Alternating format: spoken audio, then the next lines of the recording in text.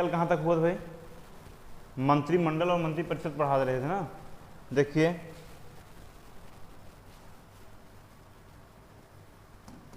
मंत्री परिषद प्रमुख कौन होते हैं? अध्यक्ष कौन होते हैं? पीएम। कितने प्रकार के मंत्री आते हैं इसमें? 3 प्रकार के आते हैं ना भाई। पहला कौन होता है? कैबिनेट मंत्री।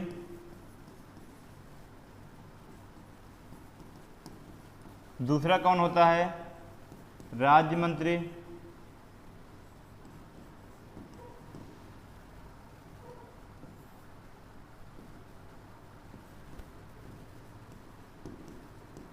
और तीसरा कौन होता है?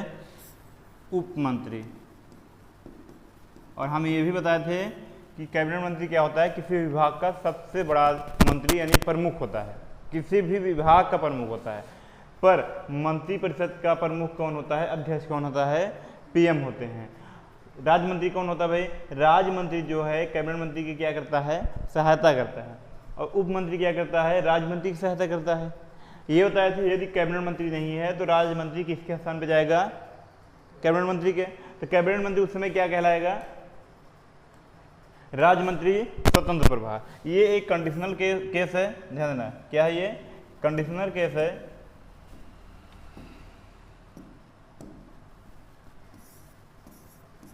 यहां क्या कहलाएगा भाई? राज्य मंत्री ही कहलाएगा, क्योंकि राज्य मंत्री ही जाता है। पर कैसे हो जाता है? स्वतंत्र हो जाता है। क्या हो जाता है? स्वतंत्र हो जाता है अपने मंत्रालय पर निर्णय लेने के लिए। ठीक है, जब तक कैबिनेट मंत्री है तब तक ये स्वतंत्र नहीं है निर्णय लेने के लिए। ठीक, पर जैसे ही कैबिनेट मंत्री हटा तो राज्य मंत्री कहाँ जाएगा? कैबिनेट मंत्री पे। वही क्या कहलाएगा? राज्य मंत्री स्वतंत्र प्रभार। एक और बताए थे आपको हम, मंत्रिमंडल। मंत्रिमंडल तो मंत्रिमंडल में क्या था भाई? प्रमुख कौन है? अध्यक्ष कौन है? पीएम है। कितने प्रकार के मंत्री जाते हैं इसमें? एक ही जाते हैं। कौन होते हैं वो? कैबिनेट मंत्री। यदि कैबिनेट मंत्री नहीं है, इनके स्थान पे कौन जाएगा? बताओ बताओ बताओ, कौन जाएगा? राज्य मंत्री स्वतंत्र प्रभार। कौन जाएगा? राज्य मंत्री स्वतंत्र प्रभार। समझ में आया इतना? तो ये मंत्रिमंडल था। अच्छा, हम ये बोले थे कि यदि पीएम को यानी प्रधानमंत्री को सलाह लेना है किसी विभाग के बारे में या कोई नियम कानून लगाना है, सबसे क्या लेंगे? राय लेंगे ना। तो किससे लेंगे? यानी मंत्रिपरिषद को बुलाएंगे या मंत्रिमंडल को बुलाएंगे? बोलो बोलो, मंत्रिमंडल को बुलाएंगे या मंत्रिपरिषद को? तो मंत्रिमंडल को बुलाएंगे, कल बताए थे। ठीक, अब क्या है? मंत्रिमंडल को बुलाएंगे तो सबसे क्या लेंगे? राय सलाह लेंगे। लेकिन एक कंडीशन ये हो सकता है, यदि अध्यक्ष कौन है भाई? पीएम है। प्रधानमंत्री कौन है भाई? प्रधानमंत्री कौन? मोदी जी है ना। तो ध्यान देना, यदि देश के प्रधानमंत्री, मोदी की बात नहीं कर रहे हैं, यदि देश के प्रधानमंत्री या मंत्रिपरिषद और मंत्रिमंडल दोनों एक ही होते हैं और देश के प्रधानमंत्री भी एक ही हैं, किसी कारणवश ये अपना त्यागपत्र दे दें या इनकी मृत्यु हो जाए, ठीक है ना, या अपना त्यागपत्र दे दें या इनकी मृत्यु हो जाए, तो क्या ये पद खाली हो जाएगा कि नहीं हो जाएगा? खाली हो जाएगा ना। पीएम है ही नहीं तो खाली हो जाएगा। उसके बाद क्या हो जाएगा भाई? ध्यान देना, देश के प्रधानमंत्री का भी पद खाली। अच्छा, ये बताइए कि जो चुनाव कराया गया है लोकसभा में चुनाव कराया गया ना, संसद में क्या है? चुनाव कराया गया है। संसद में 2 सदन, एक राज्यसभा एक लोकसभा। तो ध्यान देना, क्या चुनाव दोबारा हो गया यदि पीएम खत्म हो गए, यानी पीएम का देहांत हो गया या फिर अपना त्यागपत्र दे दिए, तो क्या चुनाव दोबारा होगा? ध्यान देना, दोबारा चुनाव नहीं होता है। ठीक, नहीं, दोबारा चुनाव नहीं होता। अब ध्यान देना, क्यों नहीं होता? पीएम क्या है? हम बताए थे सब में क्या है? समकक्ष हैं। क्या है? समकक्ष, यानी सबके समान है, पर क्या है? सबसे प्रथम है बस। ठीक है ना, सबसे क्या है? प्रथम है, बाकी सबके समान योग्यता है। जो पीएम हमारे हैं, ठीक है, पीएम माने प्रधानमंत्री की योग्यता, प्रधानमंत्री की योग्यता, फूलपुर से कौन जीता भाई? प्रवीण पटेल ना, उनकी योग्यता समान है, ध्यान देने बात का। यानी पीएम यानी हम बात करें प्रधानमंत्री की योग्यता, और जो फूलपुर विधानसभा से कौन जीते हैं? प्रवीण कुमार पटेल ना, इनकी योग्यता दोनों लोगों को क्या है? समान है। बस क्या है, ये समकक्षों में प्रथम है कौन? पीएम। क्यों? क्योंकि इन्हें अच्छा पीएम बनाने के लिए भी नियुक्ति की जाती है। कौन नियुक्त करता है? प्रधानमंत्री। प्रधानमंत्री नहीं, कौन करता है? राष्ट्रपति। राष्ट्रपति किसके कहने पर नियुक्त करते हैं? पार्टी के अध्यक्ष। और अध्यक्ष कौन है? बीजेपी का अध्यक्ष कौन है? जेडी कौन? जेडी अड्डा। कौन? जेडी नड्डा, ठीक है। तो ये क्या है? अध्यक्ष है। तो वो जिसको कहेंगे उसी को राष्ट्रपति क्या करेंगे? पीएम बनाएंगे, ठीक है। तो ध्यान देना, हम बता दें पीएम और प्रवीण की योग्यता क्या है? दोनों लोगों की समान है, क्योंकि लोकसभा चुनाव दोनों लोग जीते हैं। लोकसभा चुनाव दोनों लोग जीत के गए हैं। अब क्या है? पीएम की क्या हो गई? मृत्यु, ठीक है। इसको जो लीड कर रहा था, यानी जो संचालित कर रहा था, है ही नहीं, तो मंत्रिमंडल और क्या मंत्रिपरिषद क्या हो जाता है? भंग हो जाता है। क्या होता है भाई? ध्यान देना, भंग होता है, ना कि चुनाव होगा, ठीक है। क्या होगा? भंग होगा। अब क्या है? ध्यान देना,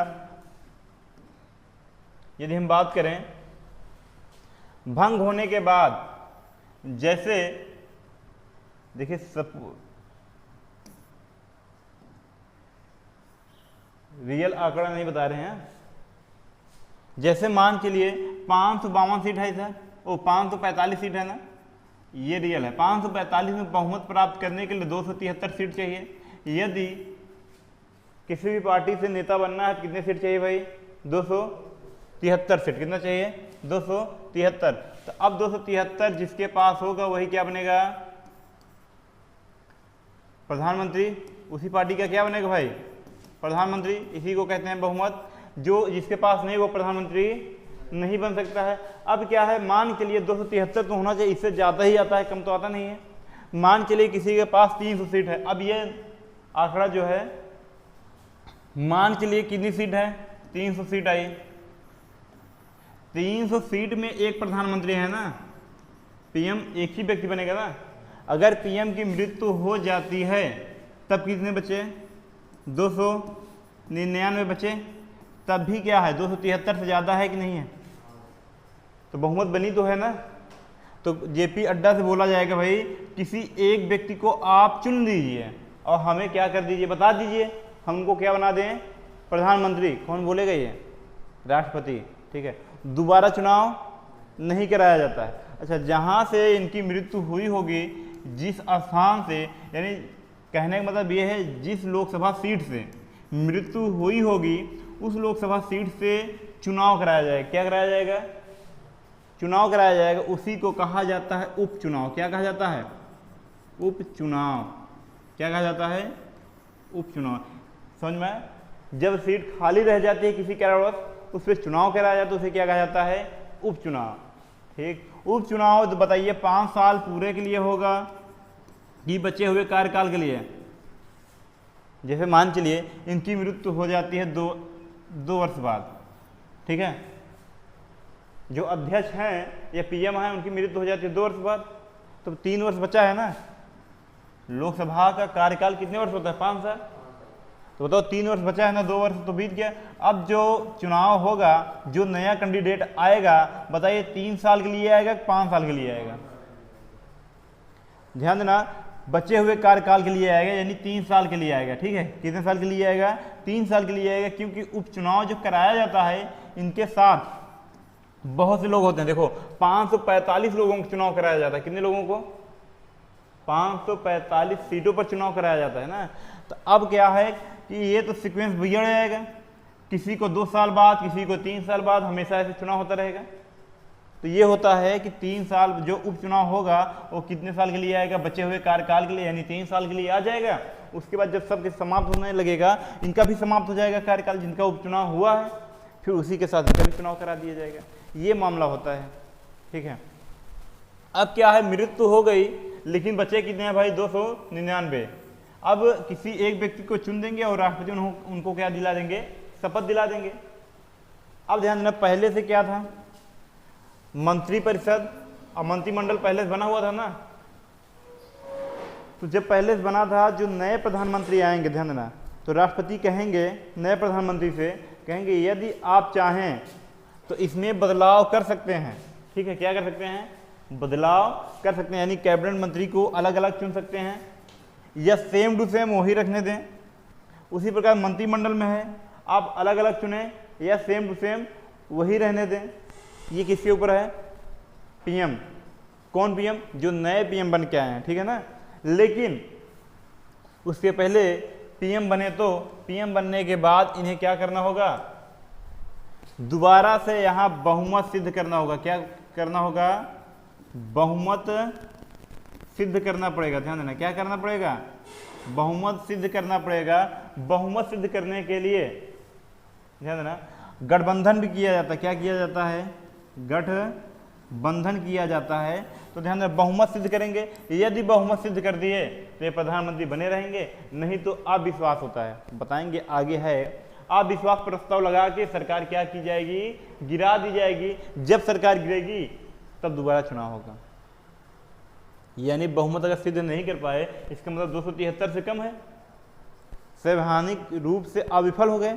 संविधान में यही लिखा गया ना, 273 सीट आपके पास होनी चाहिए। अगर 273 से कम है तो संवैधानिक रूप से क्या हो गया, आप विफल हो गया ना। अच्छा, बहुमत सिद्ध करने के लिए क्या कर सकते हैं, गठबंधन। गठबंधन दो प्रकार के होते हैं, अभी कुछ देर में बताएंगे, ठीक है। लेकिन पहले, इसके पहले ये मंत्रिपरिषद समझ में आया। मंत्रिपरिषद में हम बताए थे सुपर कैबिनेट किसे कहते हैं, योजना आयोग को। योजना आयोग का नाम क्या बदल दिया गया, नीति आयोग। कब बदला गया, 2015 में ना। अच्छा, सुपर कैबिनेट योजना आयोग को किसने कहा था, बताओ बताओ बताओ, के संथनन, ठीक है। किसने कहा था, के संथनन, ठीक है।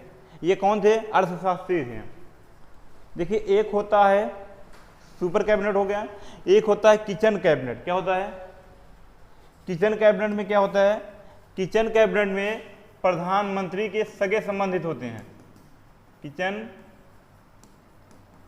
कैबिनेट, सगे संबंधित या रिश्तेदार, ठीक है, या दोस्त यार, सब अपने आप को क्या समझते हैं, हम भी कैबिनेट हैं, ठीक है।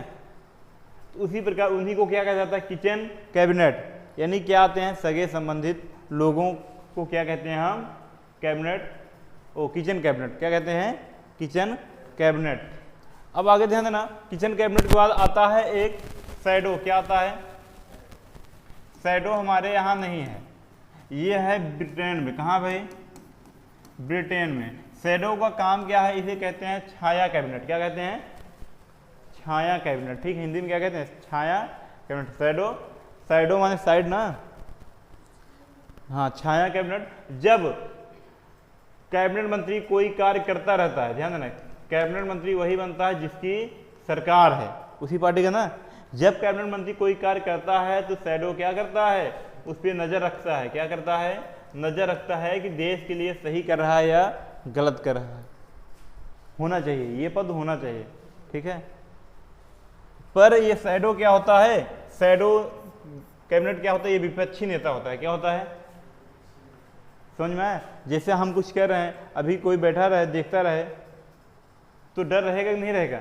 उसी प्रकार से जैसे मान चलिए कोई कैबिनेट मंत्री है, जैसे मान चलिए खाद्य मंत्री है, खाद्य कैबिनेट मंत्री है कोई, अब कोई कार्य कर रहा है, अब शैडो बगल में बैठा है, इनसे कोई गलती हो ना जाए, कैबिनेट शैडो देखता रहेगा कि नहीं देखता रहेगा। और इनको डर भी रहेगा कि अब क्या करना है, मुझे सही करना है। ये शैडो कहाँ पाया जाता है भाई, ब्रिटेन में है, भारत में नहीं है, ठीक है। इसलिए क्वेश्चन तो बहुत मुश्किल है पूछना, पर पूछ भी सकता है।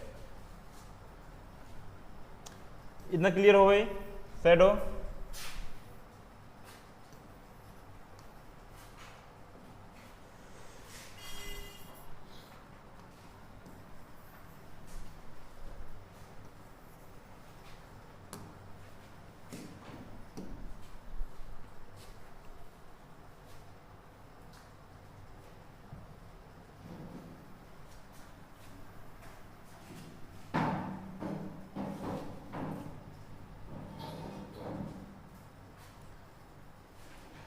देखिएगा, ये बताया थे क्या, जब किसी विभाग को दूसरे विभाग को कैबिनेट को सौंप दिया जाए तो उसे क्या कहा जाता है, अतिरिक्त प्रभार। उस दिन बताए थे।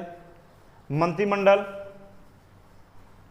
कितने % से नहीं अधिक होने चाहिए, 15% से, ठीक है। जो मंत्री परिषद बनाते हैं वो लोकसभा के कितने % से अधिक नहीं होने चाहिए, 15%, ठीक है।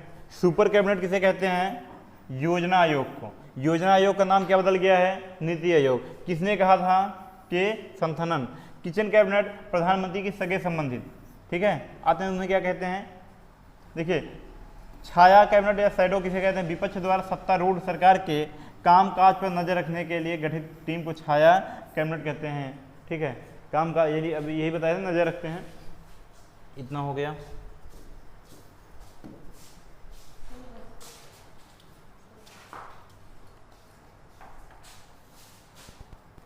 अब आगे देखिए, आगे क्या है भाई, जो मंत्री बनते हैं कौन से विभाग किस मंत्री को दिया जाए, ध्यान में, कौन से विभाग किस मंत्री को दिया जाए, ये किसके इच्छा अनुसार पे होता है। अच्छा, नियुक्त कौन करता है मंत्री को, राष्ट्रपति करता है। कार्यकारी शक्ति में बताए थे। नियुक्त कौन करता है, राष्ट्रपति करता है ना, कौन करता है भाई, राष्ट्रपति करता है। लेकिन किसके इच्छा अनुसार करते हैं ये, ध्यान देना, किसके इच्छा अनुसार करते हैं, पीएम। किसके इच्छा अनुसार, पीएम की इच्छा अनुसार राष्ट्रपति क्या करते हैं, मंत्रियों का गठन करते हैं, ठीक है, मंत्रियों की नियुक्ति करते हैं। ध्यान देने बात का। तो अगर आ जाए कि मंत्रियों की नियुक्ति किसके इच्छा अनुसार होता है, तो प्रधानमंत्री के कौन करते हैं, राष्ट्रपति करते हैं। इतना हो गया, ठीक है।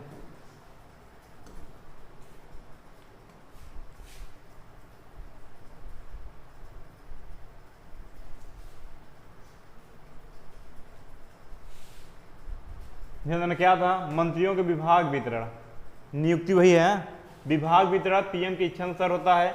मंत्री परिषद लोकसभा के प्रति क्या होते हैं, उत्तरदायी। कल बताए थे मंत्री जो होते हैं कि सामूहिक रूप से किसके प्रति होते हैं, लोकसभा के।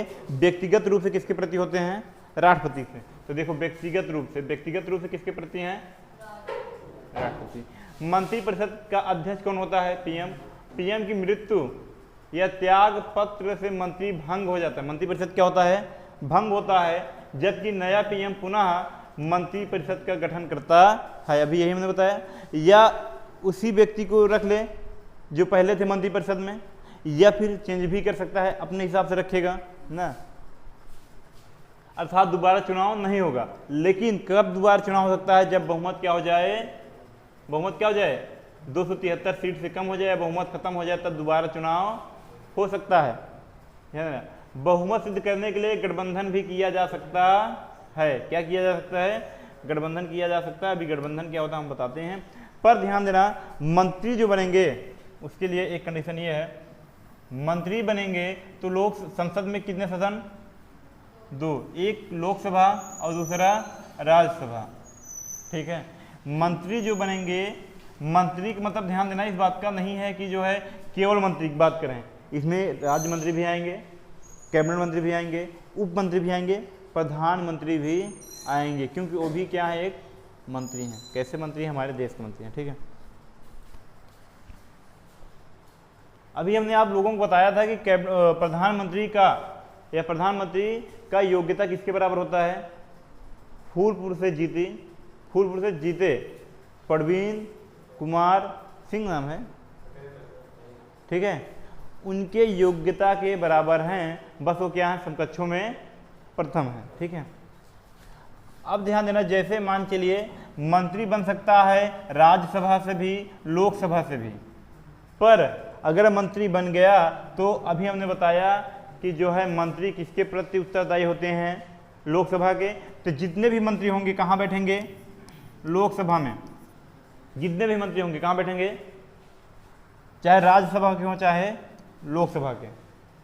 पर चुनाव के समय वो अपने अपने सदन में चले जाएंगे। चुनाव भी होता है, मंत्री जब कोई विधेयक बनेगा तो उस पर क्या होता है, बहुमत सिद्ध करने के लिए होता है ना, 2/3 से पारित कीजिए, आधा से पारित कीजिए, तो आगे बताएंगे विधेयक क्या होता है, ठीक है।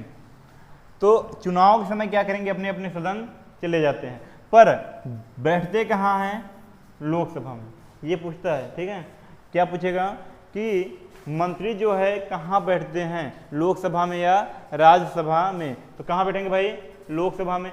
ये भी पूछेगा चुनाव के समय अपने अपने सदन में जाते हैं कि लोकसभा में ही बैठे रहते हैं। तो कहाँ कहाँ जाते हैं भाई, अपने अपने सदन में। यदि राज्यसभा से राज्यसभा में चले जाएंगे और लोकसभा से लोकसभा तो रहेंगे ही ना, लोकसभा तो बैठे ही हैं, ठीक। ये कंडीशन था। अभी हमने बताया बहुमत सिद्ध करने के लिए क्या किया जाता है, गठबंधन। क्या किया जाता है, बहुमत सिद्ध करने के लिए क्या किया जाता है, गठबंधन। भारत में दो प्रकार के गठबंधन हैं मुख्यतः, एक है कांग्रेस के नेतृत्व में बनाया गया और दूसरा है बीजेपी के नेतृत्व में बनाया गया। अभी आप लोग सोच रहे होंगे कि बीजेपी सरकार कर रही है ना, बीजेपी पार्टी का क्या है, सरकार चल रही है ना, तो ये तो गलत बात है। अब देखो किसकी सरकार चल रही है, ठीक है, ध्यान देना। कांग्रेस के नेतृत्व में बनाया गया गठबंधन क्या कहलाता है, यूपीए कहलाता है। क्या कहलाता है, यानी जो गठबंधन कांग्रेस बनाई है क्या कहलाता है, यूपीए। इसका फुल फॉर्म क्या होता है, यूनाइटेड प्रोग्रेसिव और एलियंस। क्या होता है, उसके बाद ध्यान देना, यानी इसमें कौन कौन आएगा, जैसे मान के लिए कांग्रेस तो आएगा ही, कांग्रेस नेतृत्व बनाया गया, कांग्रेस आएगा ही। दूसरा आ सकता है सपा, बीएसपी थी लेकिन अभी क्या है कुछ समझ में नहीं आ रहा किस साइड जाएगी, ठीक है, बीएसपी थी पर किस साइड जाएगी ये कुछ पता नहीं चल रहा है। पर कांग्रेस और सपा तो डटे हुए हैं। और भी सारी पार्टियां हैं, ये हमारे यूपी की हैं इसलिए हमें याद है ना। अभी हम और पार्टी बता देंगे, आप लोगों को याद नहीं होगा। तो ये और भी पार्टियां हैं इसमें जो लगी हैं। ये किसके नेतृत्व में बनाया गया भाई, कांग्रेस के। तो बीजेपी के नेतृत्व में बनाया गया गठबंधन क्या कहलाता है, एनडीए कहलाता है। क्या कहलाता है, बीजेपी के नेतृत्व में बनाया गया गठबंधन क्या कहलाता है, एनडीए। इसका फुल फॉर्म होता है नेशनल डेमोक्रेसी और एलियन, ये है, ठीक है, एलियंस। अब इसमें कौन कौन से आते हैं भाई, बीजेपी तो आएगा क्योंकि इनके नेतृत्व में बनाया गया है, ठीक। उसके बाद कौन आएगा, अकाली। कौन, अकाली, ठीक है। और दूसरा कौन आएगा, शिवसेना। कौन आएगा, शिवसेना। और भी आते हैं, ध्यान देना। एनडीए में ध्यान देना, बीजेपी के नेतृत्व में बनाया गया गठबंधन क्या कहलाता है, एनडीए कहलाता है। और कांग्रेस के नेतृत्व में बनाया गया गठबंधन क्या कहलाता है, यूपीए कहलाता है, ठीक। यूपीए शासन अपना किया था, ध्यान देना, 2004 से 2009 तक। कब तक किया था यूपीए, और फिर किया था 2009 से 2014 तक। कांग्रेस की सरकार नहीं थी, किसकी सरकार थी, यूपीए की। तो ये कहलाएगा यूपीए 1, ठीक है, और ये कहलाएगा यूपीए 2। यूपीए पूछ सकता है यूपीए 1 की सरकार कब से कब थी, 2004 से 2009। यूपीए 2 की सरकार कब से कब थी, 2009 से 2014। उसी प्रकार हम बात करें एनडीए 1 की सरकार कब से कब थी, 2014 से 2019। एनडीए 2 की सरकार कब से कब थी, 2019 से 2024। 24 में चुनाव फिर जीत गए हैं ना। तो एनडीए 3 की सरकार कब से कब है भाई, 2024 से समाप्त कब होगी, 2029 में समाप्त होनी चाहिए। ध्यान देना, हम कह रहे हैं समाप्त होनी चाहिए, लेकिन यदि बहुमत खत्म हो गया तो पहले भी सरकार गिर सकती है, ठीक है ना। पर अभी सरकार किसकी सरकार चल रही है, एनडीए 3 की। किसकी सरकार चल रही है भाई, एनडीए 3 की। ये समझ में आया इतना। आगे देखिए, कांग्रेस के नेतृत्व में बनाया गया गठबंधन क्या कहलाता है, यूपीए। यूपीए का नाम बदला गया है, इस बार किया गया है इंडिया। क्या किया गया है, इंडिया, ठीक है ना। क्या किया गया है, इंडिया। यानी अब क्या है, कांग्रेस के नेतृत्व में बनाया गया गठबंधन यूपीए था, यूपीए का नाम बदलकर क्या किया गया है, इंडिया, ठीक है। आप लोग न्यूज में सुने भी होंगे, ये इंडिया से ये है, इंडिया से वो है, न्यूज आ रहा होगा, ठीक है। तो इंडिया का मतलब है इंडिया, ठीक है। नेशनल डेवलपमेंट इंक्लूसिव एलियंस, ठीक है। इसका मतलब ये है इसमें भी वही पार्टियां आएंगे सब के सब। अब ध्यान देना, ये जरूरी नहीं है कि इस पंचवर्षीय में मतलब 2024 में जो चुनाव हुआ है, जो पार्टियां इसमें है इसमें ही रहेंगी, जो पार्टियां इसमें है इसमें ही रहेंगी। चुनाव में यही फिक्स है कि कुछ नहीं फिक्स है, ठीक है। ये पार्टियां कहाँ जा सकती हैं इसमें, और ये पार्टियां कहाँ जा सकती हैं इसमें। लेकिन कांग्रेस द्वारा बनाया गया है, ये बीजेपी द्वारा बनाया गया, ये एक दूसरे की तरफ नहीं जाएंगी। बाकी जो छोटी मोटी पार्टियां हैं ना, इधर उधर जा सकती हैं, ठीक है। वही बता रहे हैं राजनीति में यही फिक्स है कि कुछ नहीं फिक्स है। अब देख लीजिए इसको, और यही हम समाप्त करते हैं।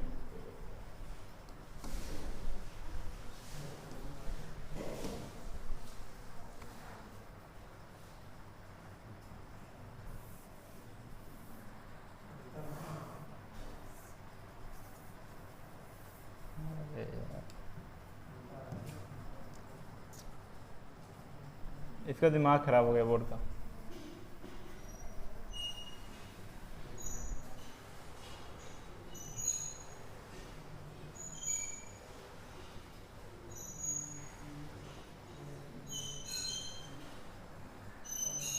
ध्यान देना, यह है संयुक्त प्रगतिशील गठबंधन, ठीक है। यूपीए का फुल फॉर्म क्या है? यूनाइटेड प्रोग्रेसिव एलियन, यही बताया ना।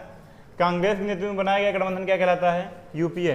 यूपीए यानी जो कांग्रेस की तरफ से होते हैं, यानी सहायक दल, सहायक पार्टी, कांग्रेस हो गया, बीएसपी हो गया, एसपी हो गया, आरजेडी हो गया, ये बिहार का है, ठीक है ना। ठीक, अब ध्यान देना, यूपीए 1 का शासन कब से कब चला था? 2004 से 2009। यूपीए 2 का 2009 से 2014। याद करने में कोई कठिनाई नहीं है, क्योंकि 2014 तक जो है, 2014 से कौन चला? बीजेपी। 5 साल का क्या होता है? कार्यकाल होता है। 2014 की बात करें 2009 जाएगा, 2009 से बात करें 2004 जाएगा। तो 2004 से कौन शासन कर रहा है? किसकी सरकार है? कांग्रेस की ना। तो 2004 से 2009 यूपीए 1, 2009 से 2014 यूपीए 2। 2014 के बाद कौन आ गए? मोदी जी आ गए, यानी बीजेपी की सरकार लगभग आ गई ना। पर हम क्या कहेंगे? एनडीए की सरकार है ना। एनडीए 1 का शासनकाल 2014 से 19 तक, एनडीए 2 का 2019 से 2024 तक। 24 में फिर चुनाव जीत गए हैं। 2024 से 2029 तक चलेगा लगभग। जब कंप्लीट हो जाएगा तब हम बोलेंगे ना। अब देखिएगा, इतना हो गया। ध्यान देना, अब क्या किया गया? नोट में याद रखिएगा, यूपीए का नाम बदल दिया गया। क्या कर दिया गया है? इंडिया। इंडिया का full form Indian national development inclusive और एलियंस, ठीक है ना। राष्ट्रीय जनतांत्रिक गठबंधन यानी क्या है? नेशनल डेमोक्रेसिव एलियन, एनडीए, ठीक है ना। यानी बीजेपी के नेतृत्व में बनाया गया गठबंधन क्या कहलाता है? एनडीए। एनडीए के सहायक कौन है? शिवसेना महाराष्ट्र के हैं, अकाली पंजाब के हैं, जेडीयू बिहार के हैं। वही कौन?